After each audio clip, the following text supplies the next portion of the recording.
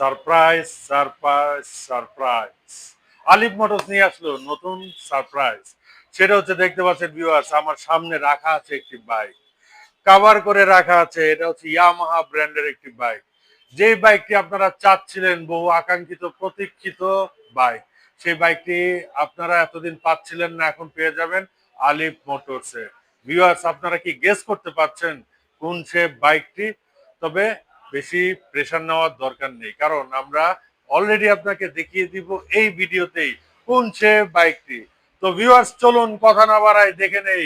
আলিফ মোটরসে চলে আসলো আপনাদের জন্য সারপ্রাইজ।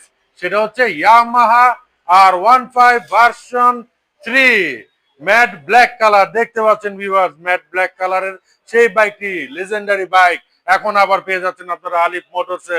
সাইড গ্রাফিক্স গুলো দেখে নিচ্ছেন ব্ল্যাক কালার, এবং টোটাল এই বাইকগুলো কিন্তু স্টক লিমিটেড, শুধুমাত্র পেয়ে যাবেন আলিফ মোটরস মগবাজারে।